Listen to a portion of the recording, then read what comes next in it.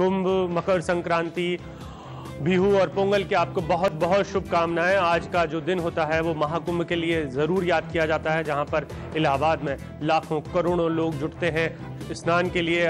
ऐसा माना जाता है कि इस दिन अमृत वर्षा हुई थी और जो अमृत छलका था उसका पुण्य पाने के लिए पूरे दुनिया भर के लोग यहाँ पर जुटते हैं। सबसे ज़्यादा जो रौनक होती है वो होती है शाही अखाड़ों की, जो पहले स्नान करने जाते हैं।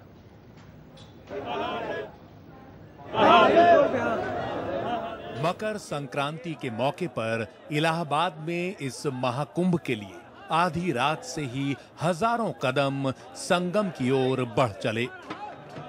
शाही स्नान से पहले ही श्रद्धालुओं का रेला गंगा, यमुना और पौराणिक सरस्वती के इस संगम में डुबकी लगाने पहुंचने लगा।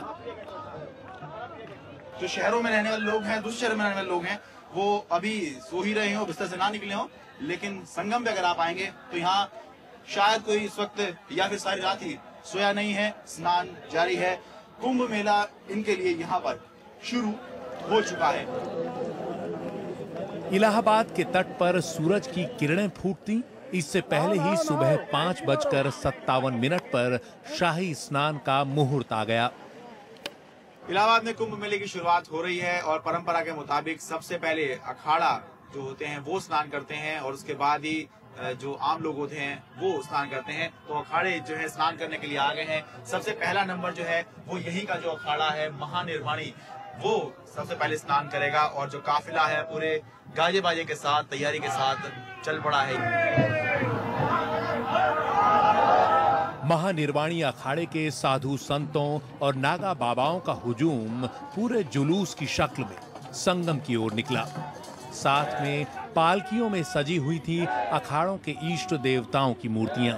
इसके बाद बारी आई अटल अखाड़े, निरंजनी अखाड़े, आनंद अखाड़े और फिर जूना अखाड़े की। जूना अखाड़ा साधु संतों का सबसे बड़ा अखाड़ा है। अब जूना अखाड़ा जो अखाड़ों में सबसे बड़ा अखाड़ा है वो अपने शाही स्नान के लिए जा रहा है। पाप से मुक्ति के लिए अगर डुबकी लगाई जाए तो लगता नहीं बेहतर होगा। सच मानिए, मेरी जो आज की डुबकी है वो इस बात के लिए कि पाप ही न हो इस धरती पर।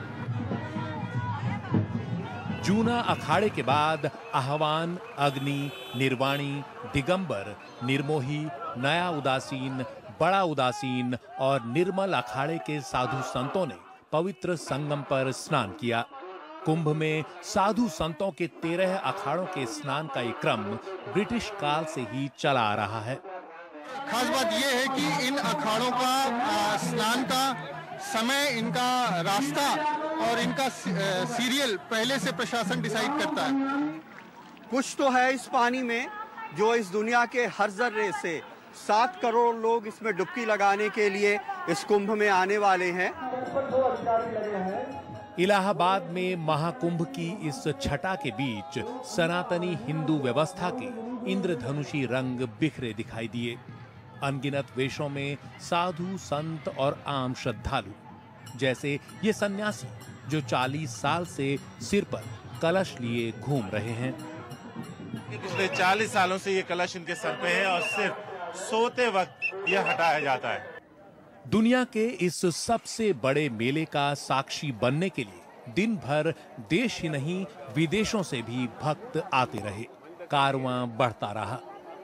इतने लोग एक साथ जिंदगी में केवल यही मिल सकते हैं। दुनिया का सबसे बड़ा मेला है। तो बाएं से दाएं तक कैमरा घूमता चला जाएगा और लोग उस कैमरे में कैप्चर होते चले जाएंगे। तो ये है जो तट है, वहां पर किस तरह की भीड़ है, किस तरह के लोग वहां पर हैं। इलाहाबाद से मानवेंद्र, शारिक और शरद के साथ कमाल खान की रिपोर्ट, एनडीटीवी इंडिया। अब तक जो आपने कहानी देखी वो बीती रात से लेकर अब से दोपहर तक के वक्त की कहानी थी, लेकिन शाम को क्या कुछ चल रहा है बता रहे हैं हमारे साथी शारिक। इस वक्त हम जल पुलिस की बोट पे खड़े हैं, जहां से संगम में जो नाव लोगों को, श्रद्धालुओं को लेकर आ जा रही है उस पे नजर रखी जा रही है। सुरक्षा का खास ख्याल रखा गया है। अब सूरज डूब चुका है और यहाँ घाट पे रोशनी जगमगा रही है और इन रोशनी का रिफ्लेक्शन, प्रतिबिंब जो गंगा नदी में पड़ रही है यहाँ पे, वो अद्भुत है। जो श्रद्धालु हैं, कुंभ के जो कुछ आखिरी घंटे बचे हैं उसमें स्नान कर जो मान्यता है कि एक बार अगर आपने कुंभ के दिन, शाही स्नान के दिन अगर आप डुबकी लगाते हैं तो आपके सारे पाप धुल जाते हैं। और इसी उम्मीद, इसी भरोसे और इसी आस्था के साथ लोग यहाँ डुबकी लगाते नजर आ रहे हैं। यह अति विशिष्ट लोगों के लिए है, जहां अभी थोड़ी देर पहले पुलिस के अधिकारी, एडमिनिस्ट्रेशन के अधिकारी और खुद डिस्ट्रिक्ट मजिस्ट्रेट भी यहाँ डुबकी लगा कर गए हैं। तो कह सकते हैं कि आज का पूरा दिन श्रद्धा के साथ गुजरा, सुकून के साथ गुजरा और सब सुरक्षित नजर आए। 4 बजे तक के आंकड़ों की अगर बात करें तो कुल 82 लाख लोगों ने यहाँ डुबकी लगाई। संगम से सचिन गुप्ता के साथ शारिक खान, एनडीटीवी इंडिया। ये शाम की बात थी जो शारिक कर रहे थे, लेकिन अब देर शाम हो चुकी है। हमारे साथी शरद मौजूद है हमारे साथ। शरद, शारिक बता रहे थे तकरीबन 82 लाख लोग आ चुके हैं। क्या अब ये आंकड़ा 1 करोड़ को पार कर चुका होगा? और दूसरा ये कि अब के बाद ऐसा कौन सा दिन होगा जिस दिन और ज्यादा भीड़ देखने को मिलेगी? देखिए, पहली बात तो यह आंकड़े की, तो 4 बजे तक के आंकड़े थे जो शारिक बता रहे थे, उसके मुताबिक था 82 lakh.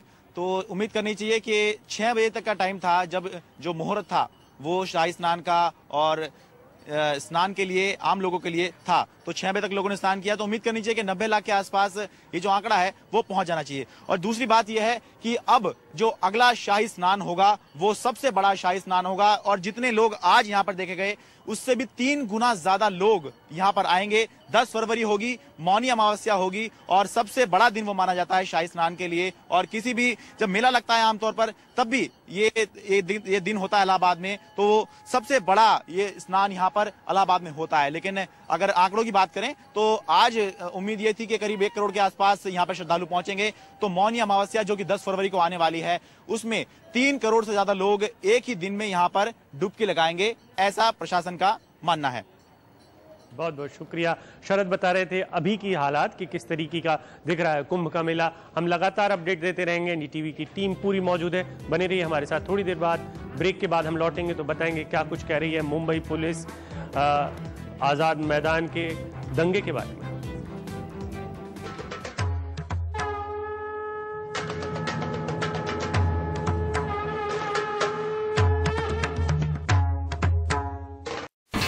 India's #1 news app just got even better.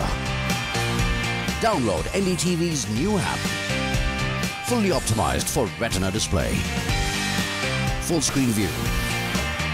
Faster response time. And Sudoku. NDTV's new iPad app. Download now.